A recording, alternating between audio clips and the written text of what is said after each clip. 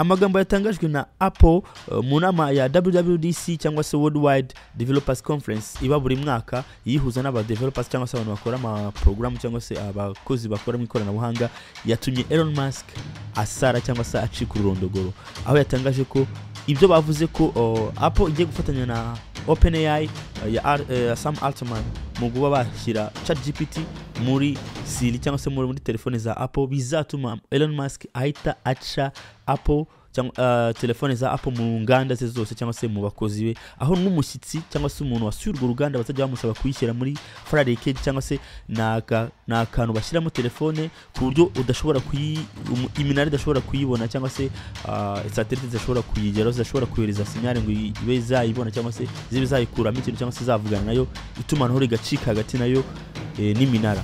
Ibi ngibi byatumye rero Elon Musk wari umaze iminsi n'undi afitanye ibibazo na OpenAI ndetse na Apple ubwayo bagirana ibibazo bikomeye.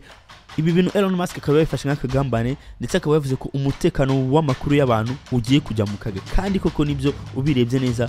Niba mara gutanga ChatGPT, niba mara gushyira ChatGPT bakamara kuyihuza na SIRi, mu by'ukuri abantu baza bagiye mu bibazo bikomeye cyane. Ndaje mbasobanurira impamvu.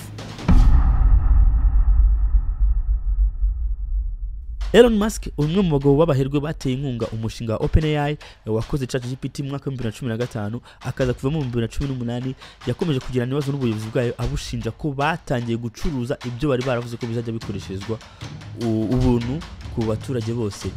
Uyu mugabo nyuma yo gutandukana na OpenAI yaje gufungura nawe XAI cyangwa se artificial intelligence ya X. Muzi ko yaguze urubuga rwa X cyangwa se rwa Twitter rumuhenze cyane, ariko kubera impamvu ya kubona data.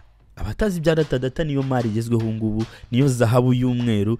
Mu batazi byari byo nzakora video mbasobanurira data cyari cyo, ibintu mwirirwa mushyira kuri YouTube, ibintu mwirirwa muvuga amafoto yanyu, ibintu byose mufite aho ngaho ni mari ishyushye. Abagabo bari kubirwaniramo, nayo mpamvu uri kubona ko yatangiye kugira ibibazo, yatangiye guterana amagambo n'abagabo kubera ko abona ko koko bagiye kubona ibintu batari bafite, ari byo kwinjira muri telefone zacu. Telefone yawe nimubwira ngo ikuzi kurusha uko wiyizi ubyemere. Izi impamvu inshuro ugona mu ijoro, izi intambwe utera buri munsi, izi ubuzima bwawe, nimubwira ngo izi nuko umutima wawe utera ubyemere. Izi abantu mwandikirana, izi niba ukunda umugore wawe cyangwa utamukunda, niba ukunda umugabo cyangwa utamukunda, izi amabanga yawe. Donc telefone zituzi kurusha uko twebwe twiyizi. Ibaze niba mara kwinjira muri telefone yawe bakamaza kuyihuza na ChatGPT.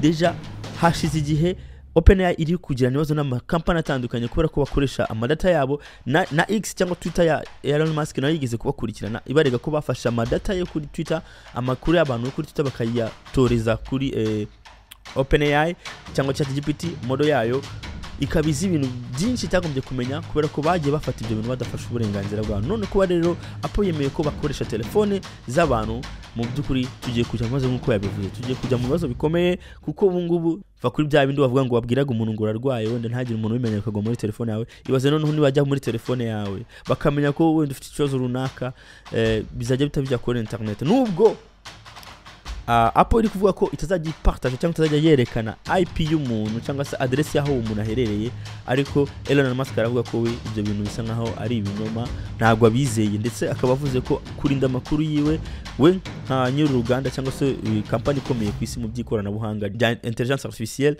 azarinda ko Apple zinjira mu ruganda rwe, kubera ko bashobora kumwibira amakuru yaba ibintu byibanga cyane ko ari umukompetitor cyangwa se ahanganye nawe ku isoko ry'umurimo, ku isoko rya artificial intelligence.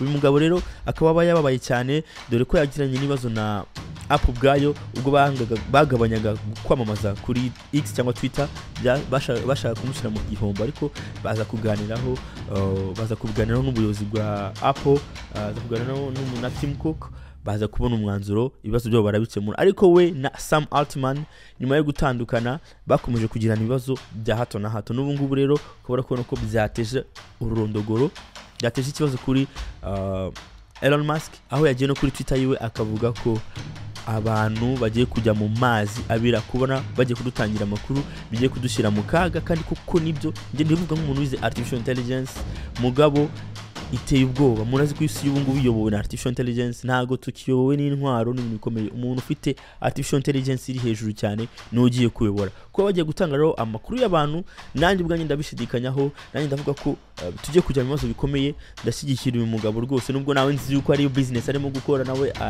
ari gucuruza mu madata y'abantu cyangwa se gukoresha amadata y'abantu kugira ngo atere imbere, ariko koko tugiye kujya mu bibazo. Ndamushyigikiye rwose, ariko kandi tugomba kumva naho abagabo nyine tukemera ko ibyo batubwira ko ari byo.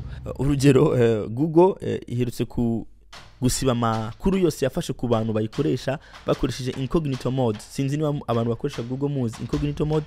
Ni mode ujyamo kugira ngo bataza kumenya ibyo uri kugorgoringa cyo ibyo uri gushakisha kuri internet, bataza kubitanga bakabigurisha ku bantu bamamaza runaka. Mujya mubona ko mubona amatangazo yamamaza aza akubwira deje ikintu ukeneye, baba bakumenya ibyo ushaka, baba bamenye ibyo utekereza, ko abantu benshi dutekereza cyane, dutekereza kabyo duri kuri internet.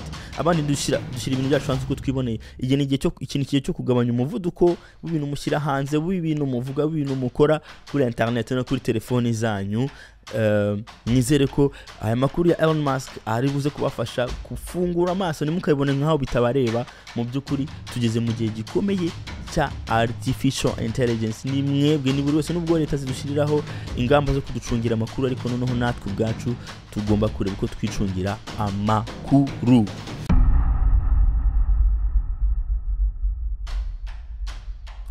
ChatGPT rero izakoreshwa iki muri Apple yo ivuga ko izaintegrating cyangwa se izayinjiza muri SIRi, kugira ngo nuramuka ubajije SIRi, urabizi ko SIRi ubundi hari ibintu yize, hari ibintu uzi uyibaza ikabigusubiza, cyangwa se ikakubwira ngo nta gisubizo mfite.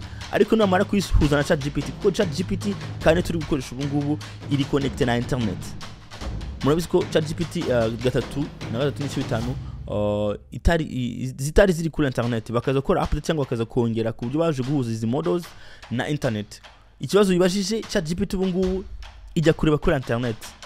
Nizo mpinduka zabayeho kuva yasohoka mu nimwe mu bintu bikomeye. Bivuze ko rero SIRi niba ivanga na ChatGPT ukayibaza, izajya ihitibaza ChatGPT nayo ijya kugushakira igisubizo bisanzwe kuri internet, hanyuma ize igusubize. Elon Musk yabasetse cyane, ari kumwe kwibaza ati Google ni gute mudashobora mwege kwikorera AI yanyu mukajya gukoresha izindi AI.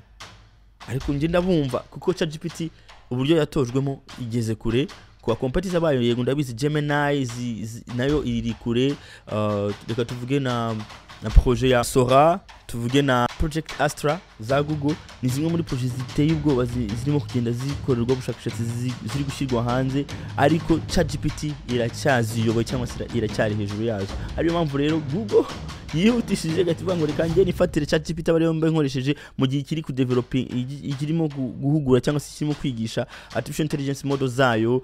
Izo za Astra zose mwabonye biri mu bintu bigezweho ubu ngubu. Niho amafaranga menshi ari gushyirwa, yaba mu bihugu ndetse n'amakompani akomeye bari gushyira imbaraga muri artificial intelligence. Mbibutse ko artificial intelligence ihabwa imbaraga data ni amakuru y'abantu.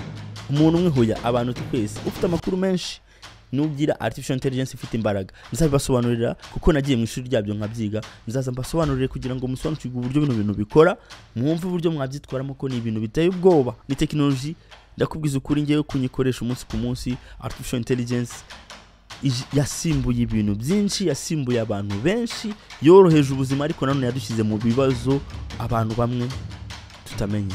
Ese wowe urabibona ute ibingibi? Urabyishimiye ko tujye kugira ChatGPT muri telefone zacu, cyangwa se nawe urabibona ukundi nka Elon Musk? Tubwire muri comments. Nitwa Nakanaklet, hano nzajya nkugeza amakuru y'ikoranabuhanga, uburyo ibintu bikoramo, uburyo wakwirinda ko bigushyira mu mazo n'uburyo wabibyaza umusaruro. Murakoze, yari yo makuru nari mbafitiye uyu munsi.